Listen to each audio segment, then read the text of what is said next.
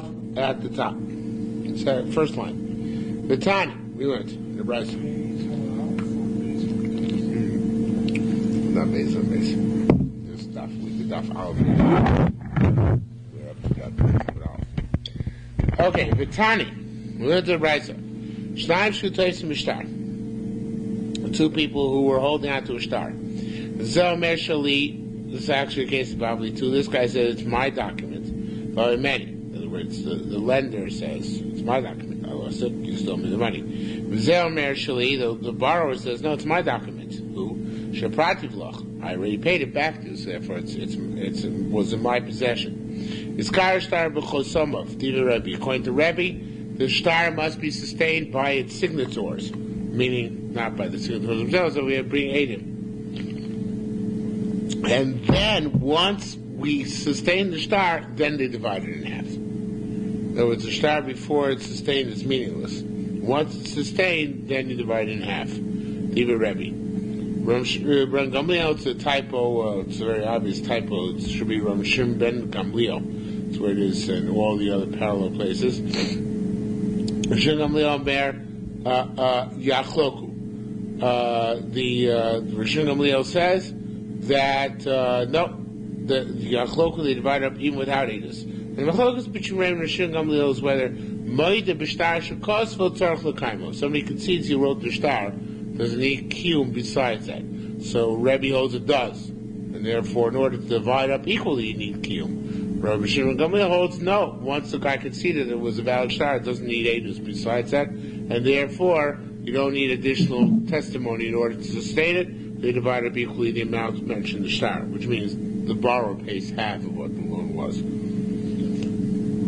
Rabbi Lezer says, everything goes after whoever's holding on to the witnesses, because witnesses are the primary part of the star. That's interesting. In the Bavli, Rabbi Lezer says something else. Rabbi Lezer says in the Bavli that everything goes after the Toichef. The star has two parts, the Tofis and the Torah. The Tofis is the less significant part, the Torah is the more significant part, which is the names and the amount. So, and there Rabbi Yochanan argues, and he says it doesn't make a difference who's holding on to what, and divided equally. So Rabbi Yochanan's opinion is not brought down here at all.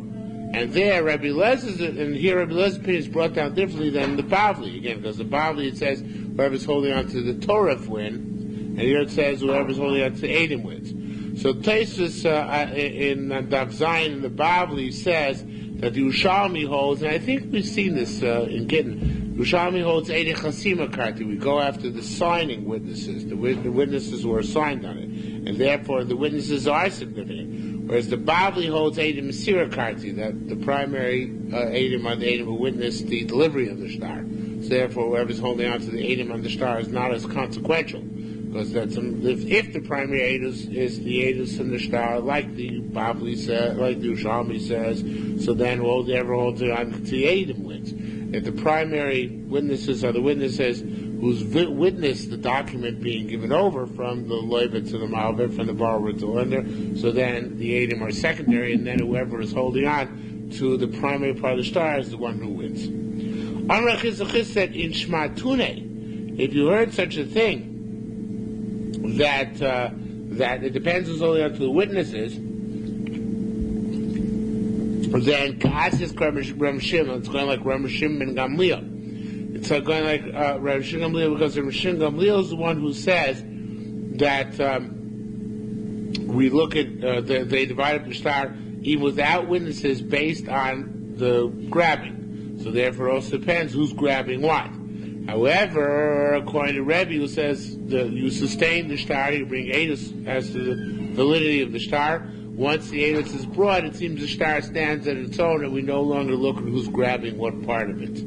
So therefore, only according to Shingam Leo do we say that what you're holding on to star is significant, and therefore we might look at who's holding on to the Eidim. According to Rebbe, it makes no difference. Okay? Now, fascinating case, there's actually not in the Bavli. There are two guys who are fighting. One guy says, half of this object is mine.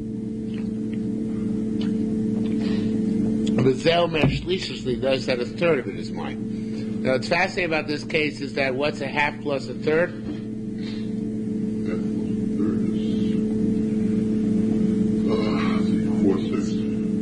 5/8, 5/6, 5/6. Half plus the third is 5/6. So they're not. So 1/6 of this talus, let's say, is no man's land, right? Nobody's claiming it. In the Bavli, you never have such a case. In all cases in the Bavli, the claims overlap. Here the claims underlap. So it's a unique case. So what kind of shvu you take in this case? So the Yerushalmi is a unique position. And I should say that a lot of people change gears in the Yerushalmi to reflect a certain Tosefta. But I don't think they're correct about this because there's too much of a difference, and I think the Tosefta is a different case. So what the Yerushalmi actually says is that, again, one guy claims a half and the other guy claims a third. We're on Daf Beis Amud Aleph, and we're 3 lines for before Mishnah, 4 lines before Mishnah. This is the facts which I sent to the Aguda and to Ger. Okay, you're going to be upset. Okay. One guy says a half, one guy says a third. So the guy says half is mine. He's got to take an oath that he doesn't have less than a quarter, which is half of his claim. The guy who says the third is mine, he's got to take an oath that he doesn't have less than a sixth, which makes no sense whatsoever. Because in this case, let them both take a shvuah on their full claim. Because this guy's claiming only half, and this guy's claiming a third, right? So there's no overlap. So why can't they just take a shvuah on their whole claim, right? Okay. So facts asking that we be involved in the siyum, and asking for him to get a speaking slot. Okay. So close the door. The black hat, that's what we're aiming for. Okay, Kol Shadavar. What? Kol Shadavar. The general principle is, Eino Nishba Ela Chatzi Shahoda. The general principle is, Lo Pluk, even though it makes no sense here, the way the rabbis set out the principle is, you always take a shvuah on half of what you claim. In other words, they made that principle where each guy says kula shali, right? Each guy says kula shali, so they said each guy says the whole thing is mine, and the claims overlap. And we said we don't want them to take a shvuah which makes them liars, because that's terrible. Because in that case, it brings everything into suspicion. So that each one takes a shvuah that they don't have less than half, because that way they don't make themselves liars, because they claim they have the full amount. They're not saying they only have half. They're saying we don't have less than half, right? And they don't make the ultimate result a lie, because they end up each taka with half, because we divide it in half. There, it makes sense, so that was essential. Here, it makes no sense to have to take a shvuah that I possess. One guy takes a shvuah, well, I don't have less than a quarter. And the other guy takes a shvuah, I don't have less than a sixth.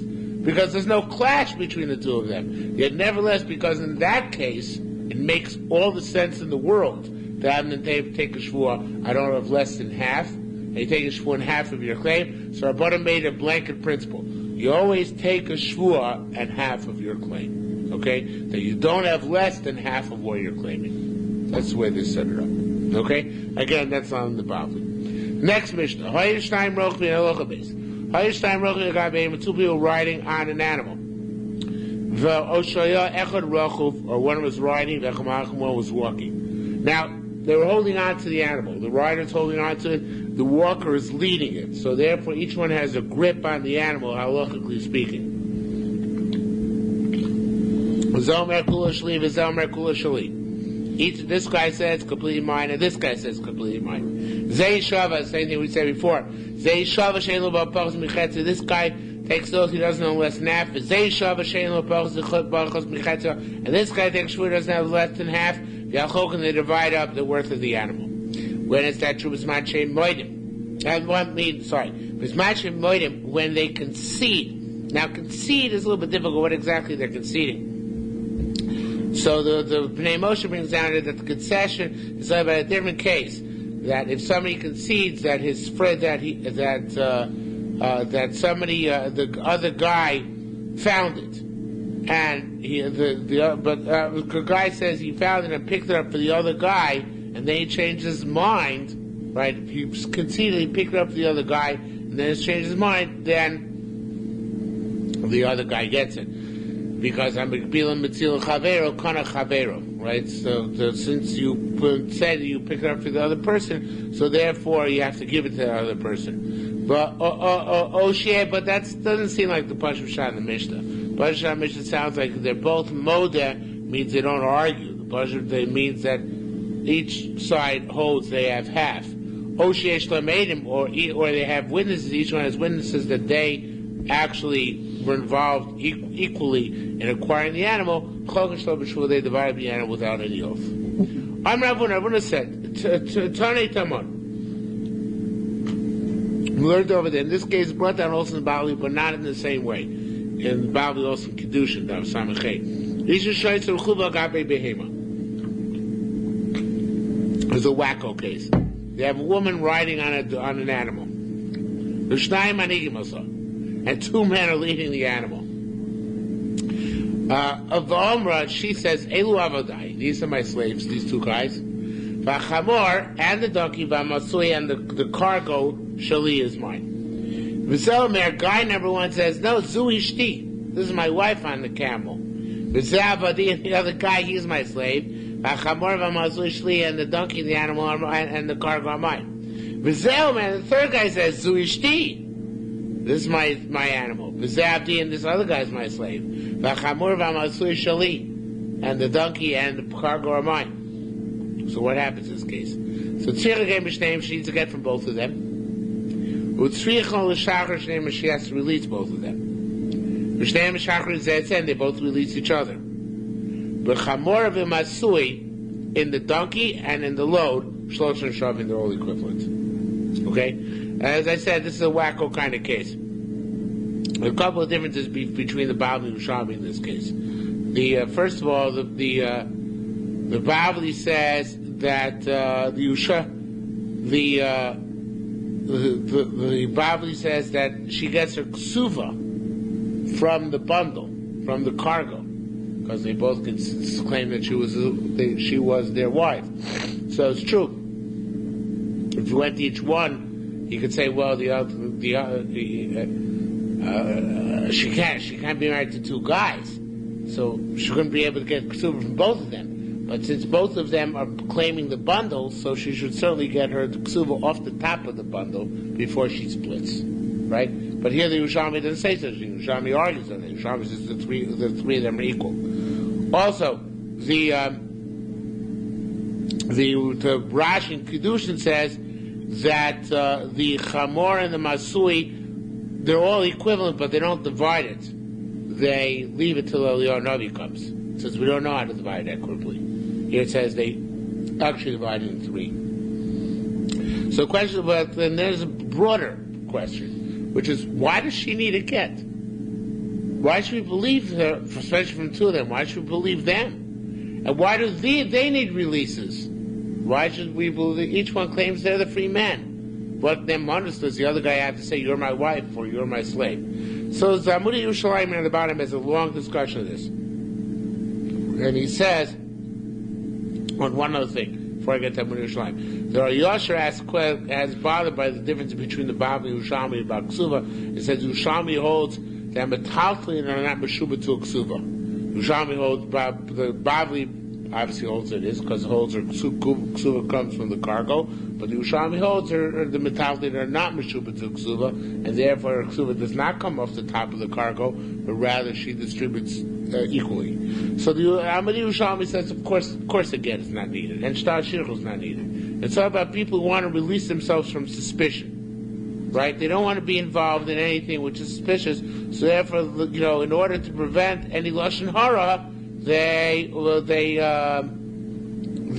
released each other and gave a get to each other. But lemaisa, after all said and done, they each have equal claim to the cargo and to the donkey.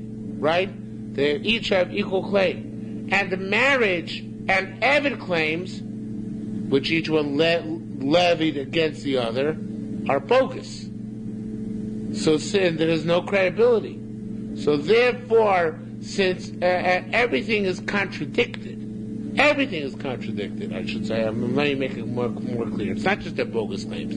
Every claim is contradicted by the other claims involved. So no claim here has any validity. We reject all of them. So therefore, after you strip everything away, the only thing that's left is you have 3 people holding onto a donkey, 3 people holding onto the cargo, discard the whole get issue, and you have divide equally. That's what the Yerushalmi holds. Throughout all the tainas, and therefore there can be no ksuva. Even if they give kitten or shiur to prevent suspicion, and therefore the cargo gets divided and the donkey get divided up equally among all the participants in this sordid affair. And they don't have to swear. It's not like shining. What? It's not like they don't have to swear that each one has less than half or less than a third of the. That's a question. They might have to swear. I don't know about that. Maybe they do have to swear usually. Because like I said, you strip away all the bogus claims and you're left with shine, in this case, Shlosha office and the talis or the cargo. You're probably right. You probably would have to take a shul each one out of the third. Makes sense. Maybe that's what Rashi said over there in Kedushin when he argues on the Bible. Yerushalmi that it's just munachat shiur elio because the shvua. For some reason the shvua can't be taken properly here. I'm not sure exactly why not. But you're right. They probably do have to make a shvua. Okay. Guys, riding animal. V'rasa Metzia, sees a Metzia. V'amel Chavena says this red snaily. Give it to me. V'notla. V'amar, he took it, it says, Anizo chisiba. The friend takes it. It says, I'm keeping it, I'm not giving it to you. Zachaba, so the friend zechen it. If, however, you gave it a rate to the guy riding, it says, takes his mind, it says, no, you know what, Amar, I was mine originally, Lo Amar Klum. The statement is null and void. In other words, he has to pick it up and say, I pick it up for myself. But not after he gives it to the other guy, change it to say, no, I picked it up for myself to begin with. That doesn't work. It says, it says, this halacha, you can't derive anything from it, vis-a-vis the question of whether Magbia Metzia Chavero works. There's a question later on in the tonight. When I pick up a Metzia for you, is that about Kinyan? Or do you have to pick up a Metzia for yourself? So from our Mishnah, you can't deduce anything. Lo mi Rosha, not the beginning of the Mishnah, lo mi Seifa, not from the end of the Mishnah. Also, our Mishnah says if you're out riding an animal, it said to your friend, Tanioli, give it to me. V'notlan, he took it, and he says, Anizo chisiba, and he said, take it, says, I merited it. Zachaba, right? He merited it. So, Ila Amar Zachali, Zacha. It could be that Magbiyam Metzil Chaver does work. If that could be that the friend on the donkey said, not Tneya, give it to me, but Zacha for me, then Taka, once he picked it up, maybe the friend on the donkey would be Zocha. And maybe Magbiyam Metzil Chaver does work. Although here, the guy who's picking it up can legitimately say, I did not pick it up for you, so because the guy on the donkeys misspoke and said, give it to me, not be Zocha, not acquired me from it, acquired for me. So from the ratio, there's no indication Magbiyam Metzil Chaver doesn't work.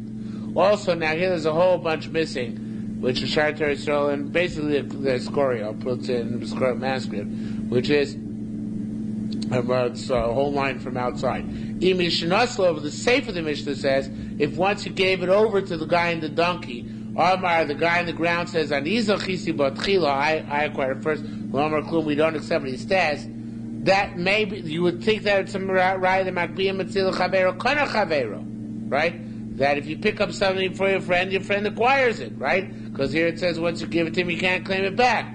That's not a right either. Alright, Shalom Nasalo, perhaps if it's before it was given over to the individual on the donkey, I feel Omar Uzche, maybe even if the guy on the donkey said, acquire it for me, Lo Zacha, perhaps it doesn't work. In other words, so the ratio can be Medayek, the Magbiyam Metzil Chavero doesn't work, Because perhaps the reason why it doesn't go to the guy on donkey is because he said, give it, and not acquire for me. And for the safer, you can't acquire that Magviyah Metzia L'Chavero does work. Although it does go to the guy on the donkey, because that's perhaps only because he already gave it to the guy on the donkey, right?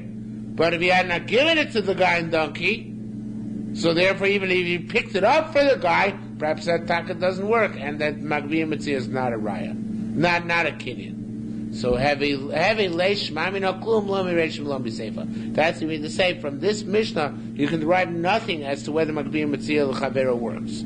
It purely is an issue of with circumstance, which might purely be an issue of circumstance, not an issue of any svara whatsoever. He's making him a shliach to be kornet the object. So shliach can kornet for somebody else. He's not a shliach. No, he said pick it up for me. Isn't he making him what he was? Shliach can be kornet for you. Or he has to give it to him. Just pick it up and give it to him. That's right. I can't make a kinyan for you. I can make a dushin for you. Because that's a chalois. I can make a halachic effect for you. But I can't make a kinyan for you. What I can do, if the moicher wants me to make a kinyan for somebody else, I can do it. That's a different mechanism. That's chiyuv. The kohen, that's the whole question here. When you only have das kohen and not das makdeh, does it work?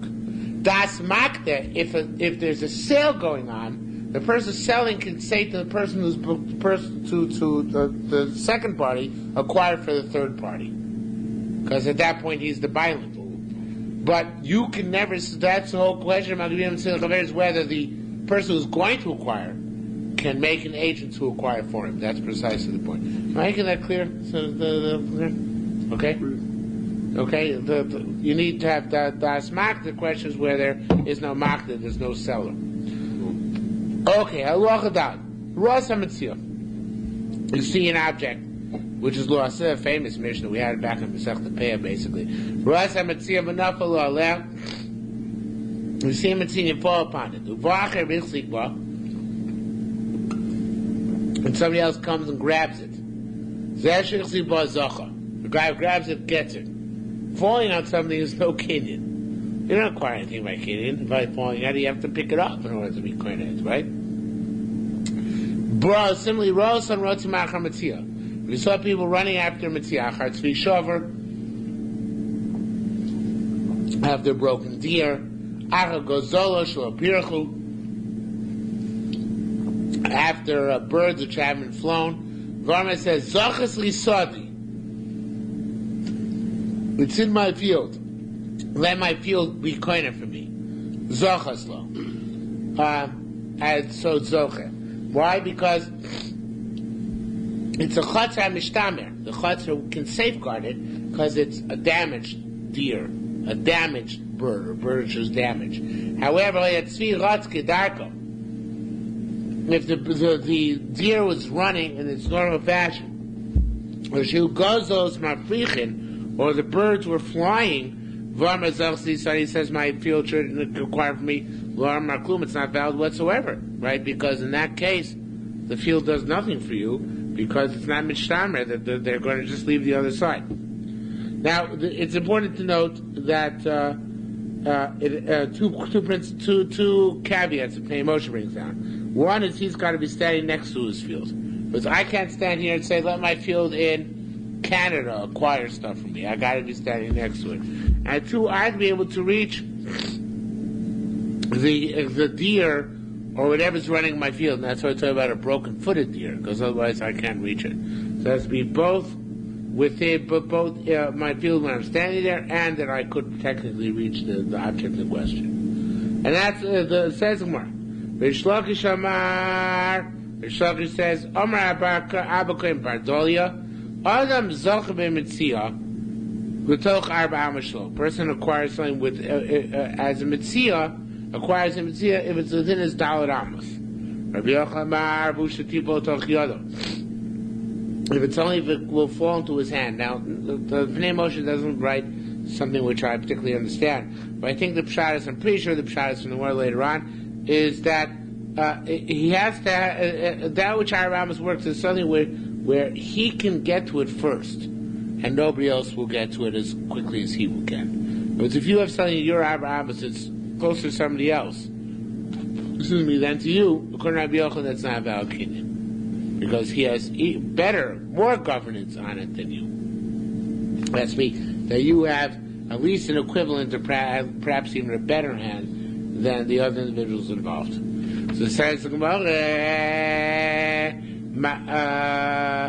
Masnisa Pli Reish Lakish, Armish Simsar Reish Lakish, who says that Metzia works in Arba Amos because it says, and the following Mishnah, not our Mishnah, or not Mikzas Pei, if you take a little bit of Peah, a nani takes a little bit of Peah, Vizorak Bishar, and he tosses on the rest of the Peah, Ein Lo Baklum, doesn't work. How come he was tossing? His stuff isn't in 4 Amos of the other stuff. So Omar, so he said, Tipoter, it's all about Bishalo, let's resolve, it's all about Bishalo Amar Yizkuli B'dal Amos Shali. I'm sorry, Bishalo, yeah, we didn't say, let my Dal Amos works. Right? If he said my Dal Amos should work, then it would Dal Amos would work. But he didn't deploy this Takonis Chachamim, that's why the Arba Amos doesn't work. So, but otherwise, Arba Amos would, in which the Ani had entered, of the Peah which was there, would allow him to lay claim to the Peah which was still standing. Okay? Am I making that clear? Well, in the Mishnah, though, it says, the Vesha says that Misha Yichzik, if someone else comes along, even if it's in your dollar, almost someone else grabs it. Right. We're going to eventually going to ask that question. So, you're right. But as good as it says parallel for a Sugi and Peah, so it has the same structure as Sugi and Peah. It doesn't mean another question about Metzia first. So, Masisably a Reish Lakish. Let's get that right. Umar the Basra says more, look at the next case. The next case says, Nafal Alav, Upires Talis Oleh. If you fell on the Peah and extended your talis on it, Ma'virno Somimena. We take him away from there. How come? So it says more. The reason there is because also he didn't say my Dal Ramos. He didn't say my Dal Ramos, so that's why it doesn't work when he tosses something over it. Unless he says, I want my Dal Ramos to acquire from me. Chasing a fumble in football with the whistle blows. What?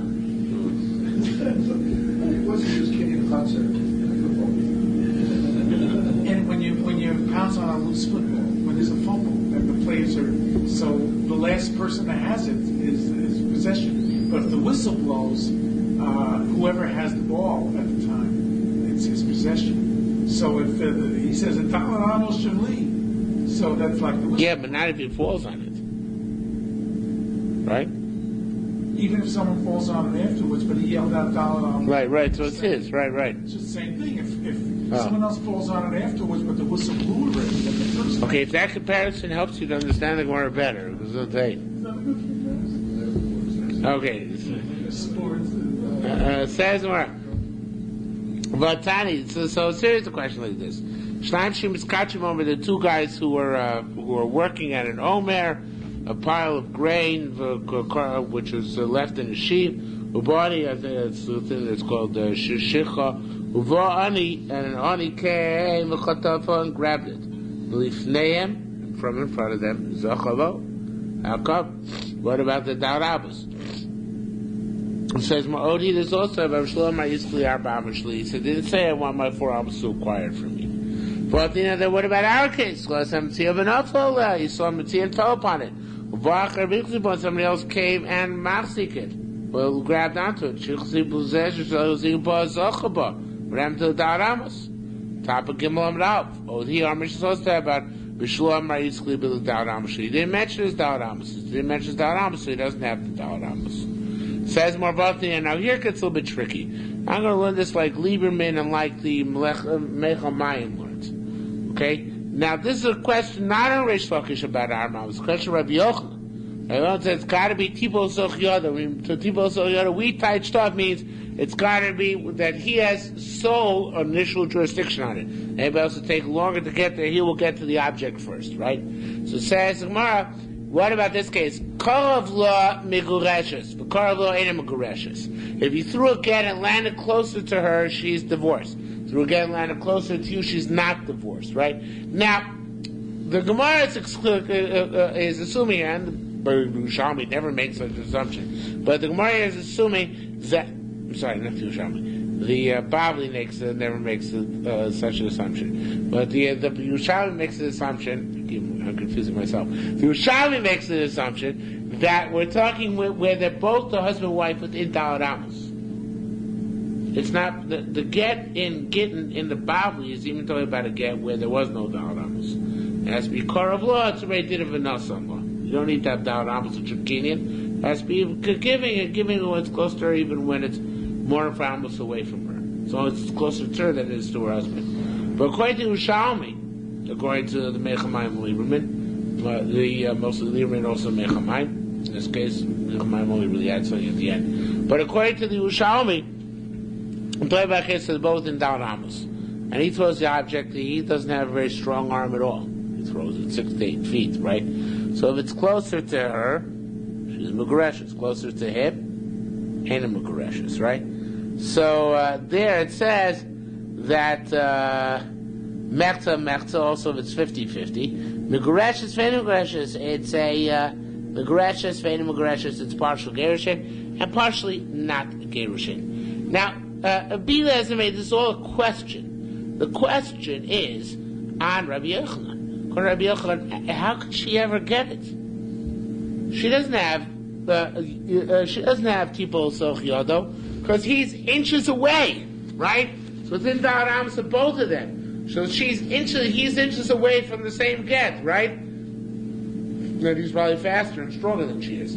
So who is it? Tipol Soch Yodo? Remember, we said it's got to be Tipol Soch Yodo. That means that it's mamish within your jurisdiction to overwhelmingly, and the other person stands very little chance of getting it. But here he stands pretty good chance. If they're almost exactly equidistant from a get with the Daled Amos. He's giving her the get. He doesn't want to go. What? You're talking about the get. Whether he wants to or not, but it should be the Daled Amos shouldn't work. It's overlapping Daled Amos. It's okay, so overlapping. No, so Rabbi Yochanan holds overlapping Daled Amos doesn't work. That's exactly the point. So how it works here? He holds it's got to be sole jurisdiction, those Daled Amos. No, that means Rabbi Yochanan, if you walk down the street in Rishus Harabim, Rishus Harabim and Daled Amos might not work anyway. But let's say if you walk down the street Rishus Harabim, you can't say my Daled Amos. Why? Because there are other people in that Daled Amos. You can't be connected with your Daled Amos. Problem with that? So that's what it's saying. So it says the Gemara. The problem is that the analogy is not similar. Because one is where there's a chefza that two people are going to want, and the other one is a get where obviously he wants to give it to her. So it's not like... Maybe the moment he left his hands, he had a charpata. How do you know? He realized he's doing the wrong thing. Okay, be down the kaf's close. So name so says the Gemara. Now, again, everybody here has difficulties with this, and a lot of people want to change the girsa. But Chizkiya Amar B'schar Lavur Mastis. We'll learn again, like the Lieberman and the Meichal Mayim, that the case, what happens is that the get is, as the case may be, invalid, right? Get is invalid. It's not considered to be Nikna B'Daled Amos, no matter where it lands within Daled Amos, closer to her, closer to him, closer to her. The issue is rather whether you have to pay a cipher over again to write a second get. Who's got to pay the second time? So if the get was closer to him, who has to pay the second time? He does. If the get was closer to who has to pay a second time? She does. So it's purely an issue. This Karav law, according to Chizkiya, it's an amazing concept. And that's why it really doesn't appear that way anywhere else where the Sugi appears in Shas. That's why a lot of people change around the Girsa. According to Pasha Girsa every year, this case which we're talking about is a case where you have a what? Bottom line. Right, the bottom line issue. A case where you have a issue not about the get itself. The get itself is about the Gerusha itself. Gerusha itself is definitely not good. The question is rather who's going to pay for the next get to be written. Okay? Hey, soon the kasha asks kasha like this. Now, this kasha is based actually Lieberman brings down a Yisoid here, which was, I think it was Mechadish on his own, but maybe not. He says, Yerushalmi very often asks questions based on Midrashim. It doesn't bring down. It has a Medrash. It doesn't bring down Medrash, and that's the question anyway. So the interesting Medrash in Yalkut Rus, Tov Reish Gimel, it says that David HaMelech, when Ruth said she was very poor. She said she was very poor.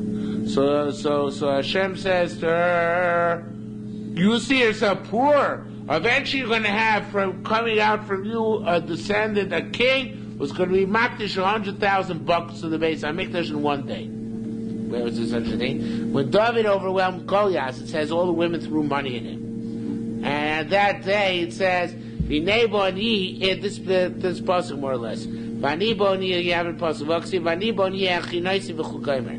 I, my poverty, prepared the way for the either for the Binyan Beis HaMikdash or what the alternative is.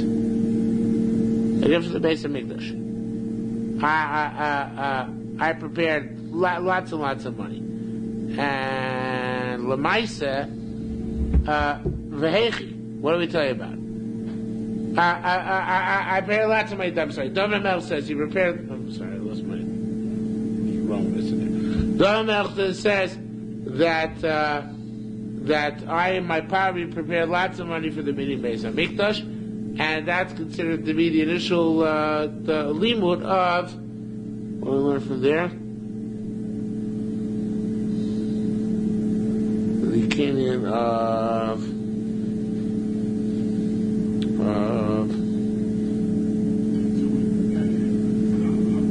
Down Amos, right? Kenyan Down Amos. Because otherwise, how can you be marketed to the Beis HaMikdash, all those things which are, not really his yet. So, Ani Bani. So, that's my achinosi. I am my poverty. Ve'echi. Where were the kelim he was by Makdish? Even the Sunim if they're in his hands, Osher was very rich. And poor, he got all his kelim. And if they're not his, but he doesn't have sole jurisdiction, Yeshram Makdish Dover Shein or Shalok, and the person being Makdish something which is not his, right? So if it's not his, it can't be Makdish. Having Omer, so we're talking about when the Sunim we talk about, I'm not sure what we're talking about, when the Metzia was within Da'at Amos of the, from who? What? Of David, right. So, he wasn't a Rishus Rabbin, but well, I don't know if it's a Rishus Rabbin, it could have been a Carmelist, but he did get, so here we learned the Kinyan of Da'at Amos. From his being poor, he at the same time giving to the Beis HaMikdash. Being poor means he didn't have physical possession, right? And nevertheless, he was able to give the Beis HaMikdash as a donation. Okay? We accept all donations. So it says, Rabbi Yamin said, Malboni, he said, no, different show. What does it mean? I was impoverished. Shein Ashu sleep nay mishom avoy oilam. How could David HaMelech call himself rich in front of HaKadosh Baruch Hu? Right? Saying, I'm a rich guy, I made a chodesh for the Beis HaMikdash. Doesn't pass, not proper, right? We always say, La Nilus Daiti. Very rarely do you have somebody who says, La Shirus Daiti, right? So you have to be humble in front of HaKadosh Baruch Hu. Okay? So, David HaMelech interpretation, Shoyam Isana, that David HaMelech is the fast, who Makdish Sudas Shemaim, then he gave his the redemption of his meal to the Beis HaMikdash. So that's what's called Niboni. It was always hungry, I guess. Tani, we learned. Hoimeis Keli Basi. If somebody says, let my house, which is a house which is not Meshumah, it's like a Mishnah, it's not a house which is preserved. Hoimeis Keli Basi, we would see a Shalom says, let my house be a choir, a Metzia which fell into it. Lo Amar Klum, it doesn't work at all. Except, Yotza Shem Limitziyaso. If everybody in the Kaviyad Ariskoria puts it, Yotza Shem Limitziyaso Shom. It's even your chotzer which is not guarded. If everybody knows this is Yankel's Metzia, Yotza Shem, then that chotzer plus name makes it his, which is not a comes in Bavli. But the Chotzer plus the name works. So Yotzer Shem Mitziaso Dvorav Kayom. So says Mar Kado. What's the case like this? The Rabbi Yeboah Barbina, the sharecropper, the tenant on the estate of Rabbi Barbina, saw the decal. He went up to a palm tree.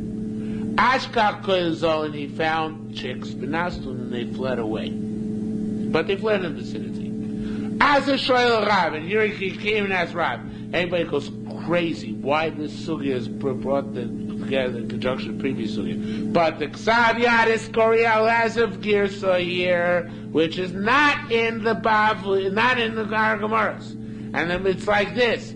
Other Shoel Rav, he came and asked Rav. And Rav, what to do? Are the Gozolos is. Amar Lei, so Rav said to him, Yotza Shein Lemitziascha. Did a name come out for your Metzia? In other words, does everybody know that it's your Metzia?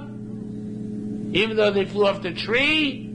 And he said, should be Omar Lei Lo. He said, no, not everybody knows. Since not everybody knows, so he said clue. He said that you get nothing. Is that clear? So in any event, what we see here is that that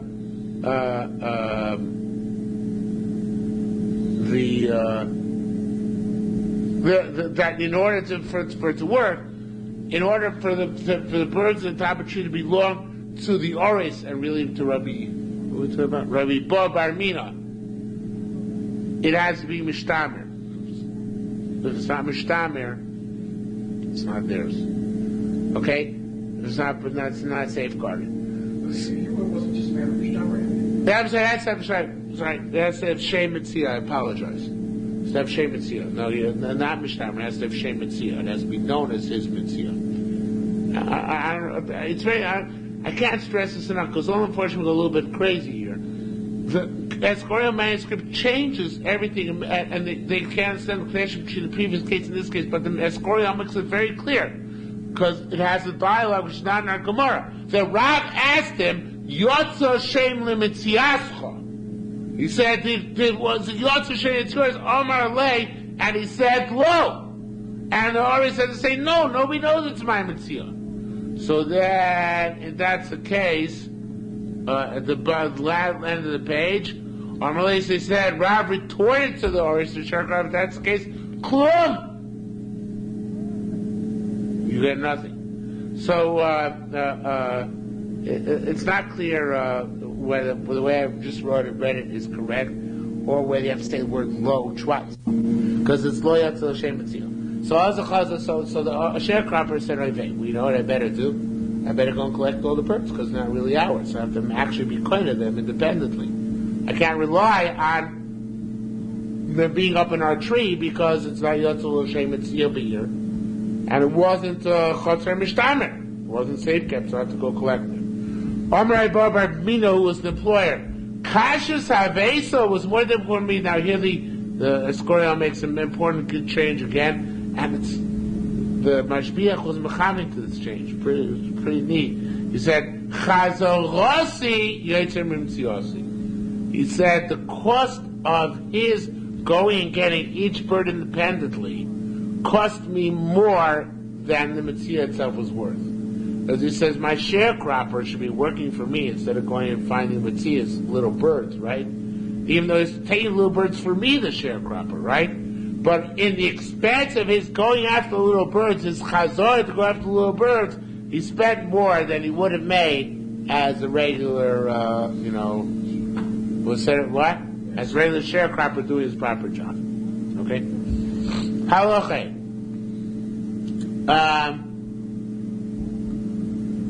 Metzias beno vito akdanim, the Metzia of his son and daughter who are minors. Ba'ad shechosok knanim and his evidence shivcha, which are non-Jews. So Metzias Ishto and the Metzia of his wife, Harei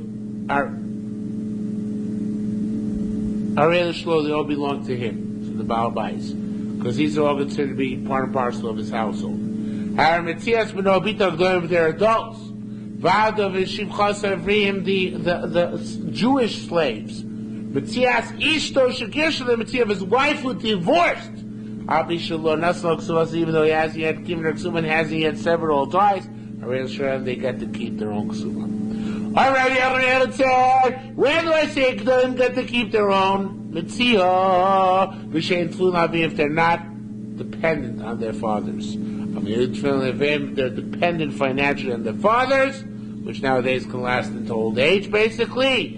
So, Metzias and Shalom. The Metzia belongs to the father.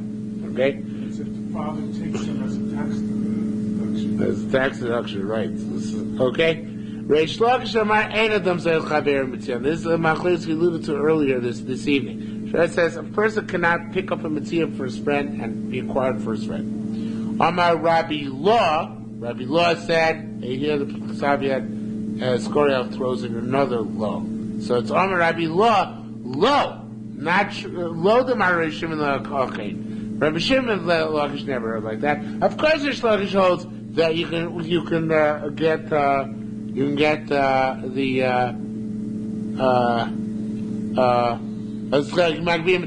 pick up Metzia for your friend. Rather, what did he say? The Kashle or the Tani. We had a difficulty with that which the Brisa. Rabbi Yeshua said, if you are a worker to work with you in any type of activity, Metziasu Baal Bais. The Metzia goes to Baal Bais. Metzia goes to the owner. So why not to yourself? Why does it go to yourself? It must be Magbiyam Metzia Chaber Lo Kona Chaber. That's what they deduced. The Rishonim held that if you pick up Metzia for your friend, no matter how innocuous, no matter how desirable it is for you to do this, Lo Kona Chaber.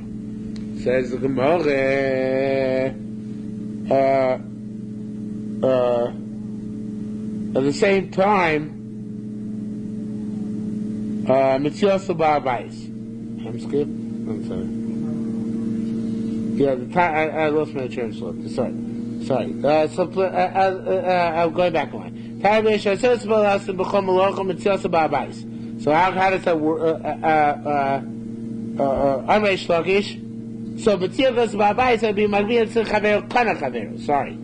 That would work. I'm Reish Lakish said, Adam sheyesh bo shus lachzor, tei Metziaso l'rabo. If a person has reshus to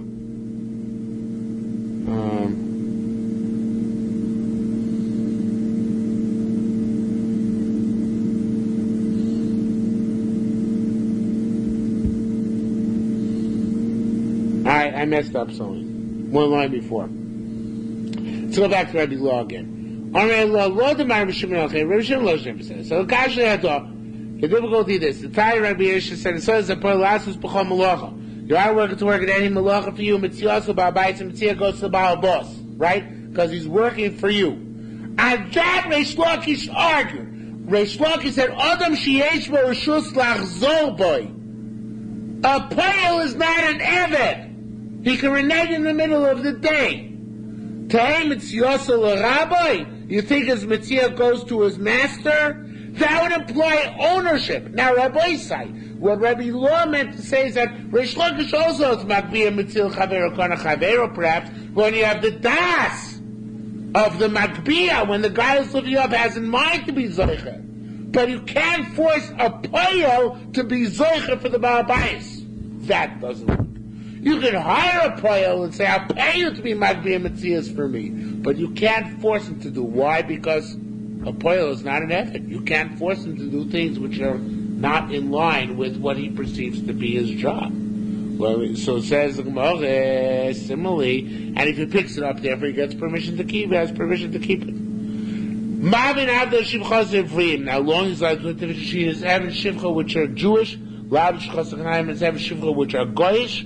Rabbi Yerushalmi said, Avdo Shivchas Evrim. It's an interesting dichotomy. I don't remember this from the Bavli. But it says, I don't think it's there.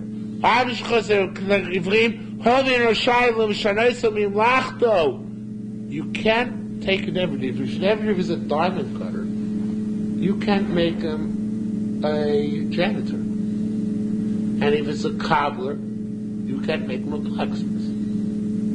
Why is that? Because what's it also to do with an Ebony Ivri? What does the Torah says now to do with an Ebony Ivri? Avodas Porach. What does Avodas Porach mean? What did Chazal say Avodas Porach was in Egypt?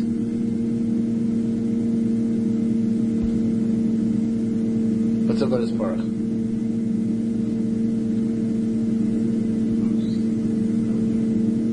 Heavy labor, right? Yeah, Chazal have different drasha. They say the men had to do the women's work, and the women had to do the men's work. So, because the meaning, that's Avodas Porach. So the meaning work you're not allowed to do, and the meaning work is defined as switching roles. So therefore, an Evet Ivri, an Evet Kanani, you can make him do whatever you want. You can work him out his part. You can work him out his part. You can make him do anything. An Evet Ivri you can't. An Evet Ivri is like a poil. He's like a poil who works for you without wages and twice as much because he works at night. But he's a poil, and therefore he when he picks something up, it doesn't go to the Baal Bayis. Okay. Says the Gemara, it says since you can't change it from their designated work, Metzios and lots where they get to keep their Metzios. Since you can make them do whatever you want, Metzios and Rabo, the Metzia goes to their masters. Hey, it's when there's the Kasha or Yishtov, that's because what about your wife? You can only make your wife Gemara says in the Ksubas, weave and knit, but you can't make her go and wash dishes. It's not a wife's job, right? So if that's the case, so if your wife, you can't make her do things which you're not in her line of work. So how come if she picks up a mitzvah for you, you get it? Right? It's not fair, right? So it says the Gemara, Arishto. You can't change her work. That she picks up, you get. How do you know now to make her change her work? It says over there, you compel her to work at wool. You can't compel her to do something else. So Rabbi Yochanan, Tam Acher Bisha is another reason by a woman. Matam Acher Bisha, what's the other reason? If you then make her let her take the Metzias to herself, they're going to get into all sorts of fights. What was a Metzia and what was not. So therefore, we made a low plug. And what do we say? Everything goes to the husband, right? That's a low plug in our benefit, of course. But so what? We wrote the Gemara. We can write the rules, right? Says the Gemara. Don't we also say Yishtov and Gufo? That's a drush. That's not. Doesn't have a lot of ramifications. Well, it does. It's not true. It does have a lot of ramifications, but not in this issue. I did it back. It does have a lot of ramifications, but obviously here for Chesed Mishpat, that's not the case. Everybody wants their own money. Says the Gemara. Rabbi Yasamar, a different pshat. Shlote mabrachas nichsei bala.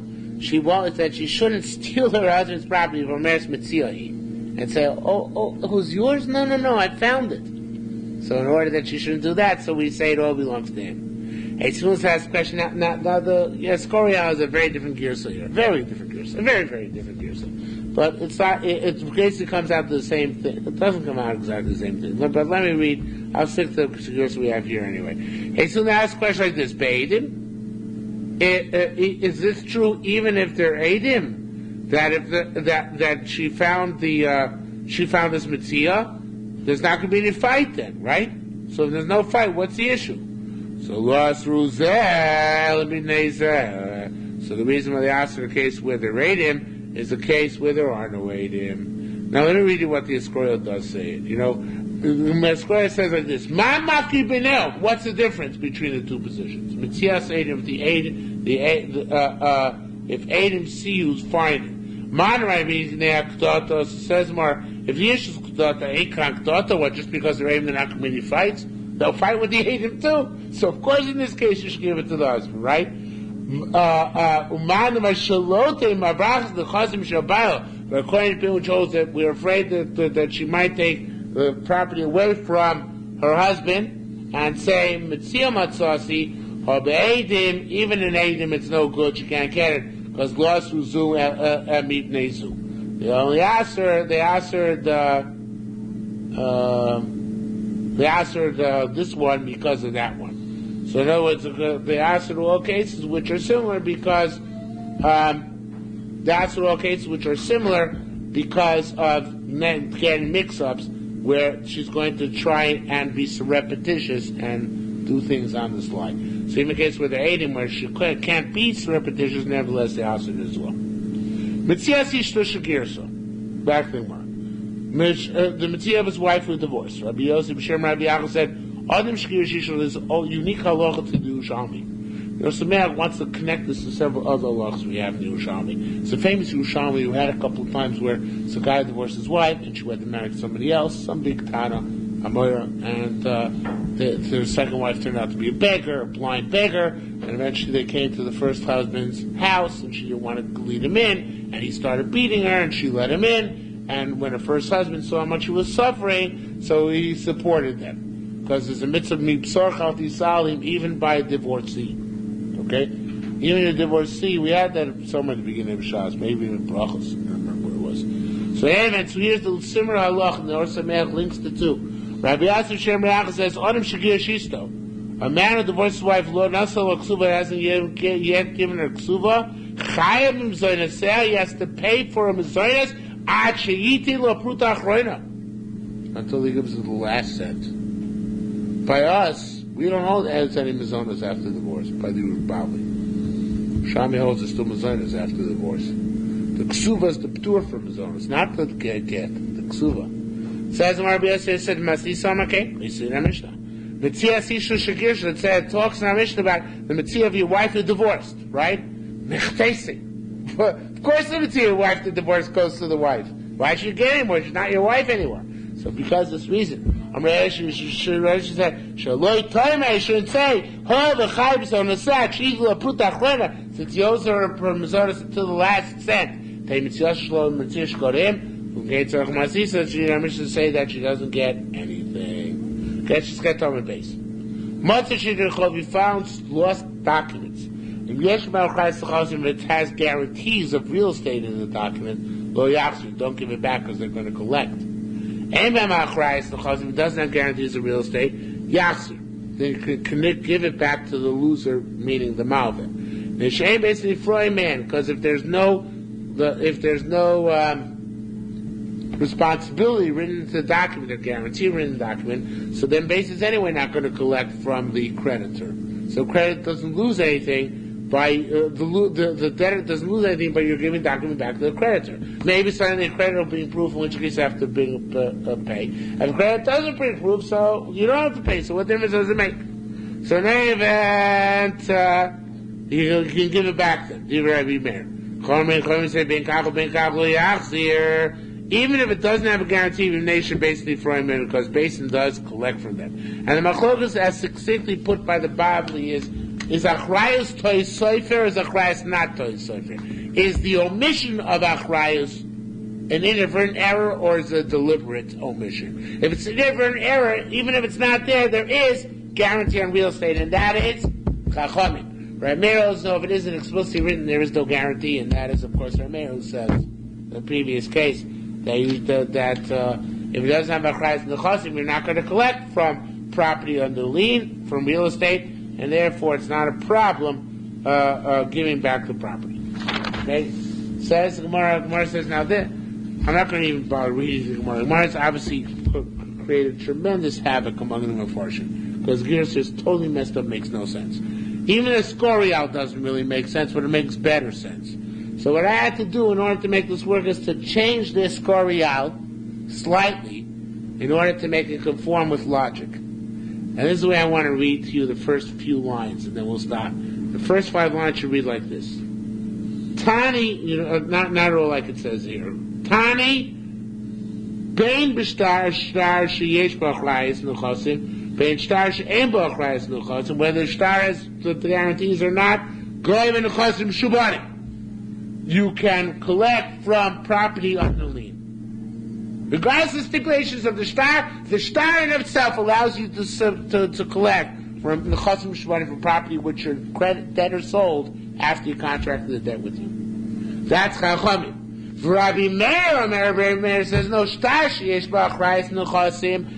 the guarantee is written in, they collect from real estate and from property under lien. If you didn't write it in, it's not those sofa. It's not considered an omission, inadvertent, but rather it's a deliberate omission, right? And in that case, you don't collect from the chosim which are under lien. So that's all the first two lines of the Gemara. So that's the case, and we're asked on the third line. If according to Meir, if it doesn't have a Christ in the chosim, you don't collect from it, right? So it'd be at the goodness of the heart of the borrower to pay it up, right? Again, according to Rabbanan, whether it has a guarantee explicitly written in or not, you collect from the chosim mishubadim. According to Rabbi Meir, it's only if his guarantee is written in, you collect from the chosim mishubadim. If the guarantee is not written in, you don't collect from the chosim mishubadim. So if that's the case, and the Mishnah says, yeah, according to Rabbi Meir, you give it back. Why do you give it back? If there's no right to chosim, what good does it do to it? You can't collect out of it. He's contingent on the goodness of the heart of the borrower. What good does the shtar give him? So it says Mora, you know why he gives it back to him? Because he needs a bottle cap. So this is a good bottle cap. Technically speaking, you should get the shtar back, even though it's useless and unnecessary and meaningless. So that's why he gets it back. So that's quite a Rabbanan. You don't give the shtar back because the shtar could be effective in court. And now we don't want it to be effective because it's a question where it came from. But according to Meir, if the shtar doesn't have a Christ in the chosim, then it was a Christ lafto, so if it wasn't just an omission of the sofa left out, inadvertent, but it was deliberate. So therefore, in that case, where there's no Christ in the chosim written, you're not going to collect anything. Anyway, you can give it back to him and he'll use it as a corp. Okay, we'll stop here for this week. So in this case, it is worth the piece. The paper, right, paper.